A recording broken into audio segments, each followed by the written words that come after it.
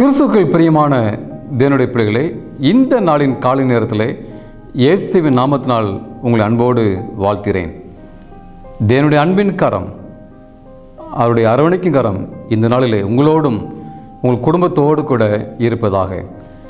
இன்றைய ஜீவ வார்த்தையாக மத்தேயுவின் புத்தகம் 16வது அதிகாரம் வசனம் 26 வாசிக்கிறேன். நன்றாய் கவனிங்கள். மனுஷன் உலகம் முழுவதையும் ஆதாயப்படுத்தி கொண்டாலும் தன் ஜீவனை நஷ்டப்படுத்தினால் அவனுக்கு லாபம் என்ன? மனுஷன் தன் ஜீவனுக்கு ஈடாக எண்ணத்தை கொடுப்பான். ஒரு மனிதன் இந்த உலகத்திலே இந்த உலகம் முழுவதையும் ஆதாயப்படுத்தி கொண்டாலும், அவன் பணத்தை சேர்த்து வைத்தாலும், தங்கத்தை வெள்ளியை பொன்னை அவன் சேர்த்து வைத்தாலும், தன் ஜீவனை நஷ்டப்படுத்தினால் அவனுக்கு என்ன லாபம்? பிரியமானவர்களே, இந்த காலை நேரத்தில் சிந்தித்து பாருங்கள்.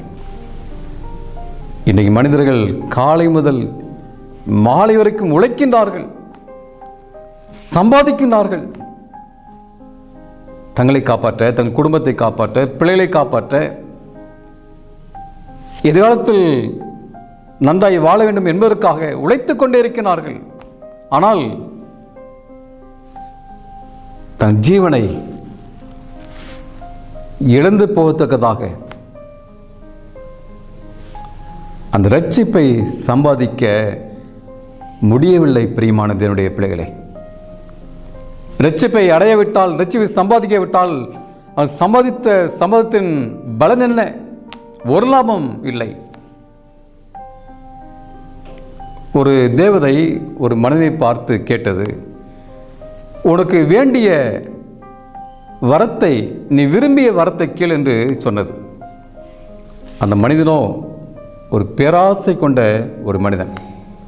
அவன் சொன்னான் அந்த தேவதையை பார்த்து, நான் தொட்டதெல்லாம் பொன்னாக மாற வேண்டும் என்ற வரத்தை எனக்கு தாய் என்று கேட்டான். அவன் விரும்பிய வரத்தை அந்த தேவதை கொடுத்தது. உடனே வீட்டிற்கு வந்தான். ஒரு நேரத்தை அவன் இழக்கவில்லை, ஒரு நிமிஷத்தை இழக்கவில்லை. மேஜை தொட்டான், பொன்னாக மாறியது. சோறை தொட்டான், பொன்னாக மாறியது. அங்கே மேஜையில் இருந்த அந்த சிறிய பாத்திரத்தை தொட்டான், பொன்னாக மாறியது.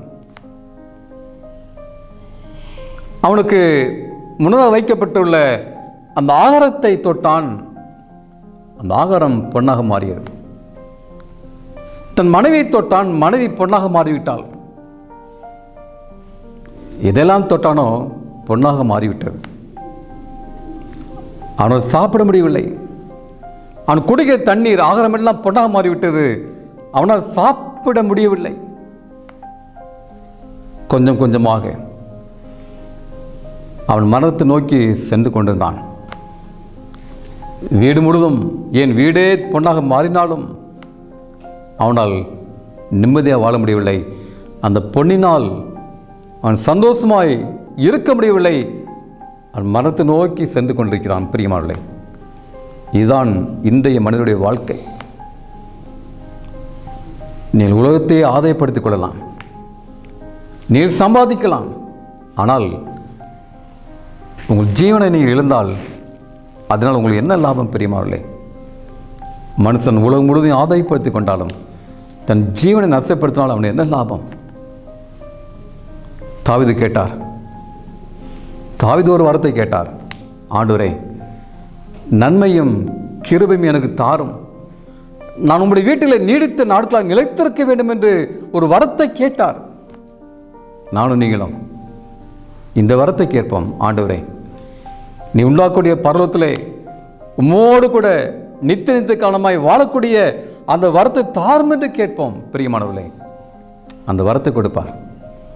ஒரு பெரிய சந்தோஷம் நமக்காக. ஆண்டவர் அந்த பர்வத்திலே ஒரு பொன்னால் செய்யப்பட்டுள்ள வீட்டை கட்டி கொண்டிருக்கிறார். வீதி பொன்தளம், பளிங்கு, சந்திரகாந்தம், படையப்பச்ச இந்திரநீலம், மரகதம், இப்படிப்பட்ட விலையேறப்பட்ட பொருட்களால் எனக்கும் உங்களுக்கும் ஒரு வீட்டை ஆயத்தம் பண்ணி கொண்டிருக்கிறார். அதில் குடியிருக்க வேண்டும், அந்த வீட்டிலே வாசம் செய்ய வேண்டும் என்ற வரத்தை கேட்போம். நிச்சயமாக இந்த வரத்தை கொடுப்பார். நம் கண்களை மூடி ஜெபம் செய்வோம். எங்களை அதிகமாக நேசிக்கிற அன்பின் ஆண்டவரே, இந்த காலை வேளைக்கு நன்றியோடு துதிக்கிறோம் சாமி. எங்களை அர்ப்பணிக்கிறோம், ஒப்பு கொடுக்கிறோம் கர்த்தாவே. மனுஷன் உலகம் முழுவதையும் ஆதாயப்படுத்தி கொண்டாலும் தன் ஜீவனை இழந்து போனால் என்ன லாபம்? இந்த பூமியில் வாழ்ந்து வாழ்க்கை, அதனால் என்ன லாபம் ஆண்டவரே? எங்கள் ஜீவனை இழந்து விடக்கூடாது. அதற்காக நான் சம்பாதிக்க வேண்டும், அதை பெற்றுக்கொள்ள பாடுபட வேண்டும் ஆண்டவரே. இந்த வரத்தை கொடுங்க. உம்மோடு கூட நித்திய காலமாய் வாழக்கூடிய அந்த வரத்தை தாரும் சாமி. இந்த செய்தி கேட்டு நம்முடைய பிள்ளைகளை ஆசீர்வதிங்க. இந்த பாக்கியத்தை எல்லாம் பெற்றுக்கொள்ள வேண்டும். குடும்பங்களை சந்திங்க, தேவைகளை சந்திங்க, எல்லா தீமைக்கு விலைக்கு பாதத்து கொள்ளுங்க.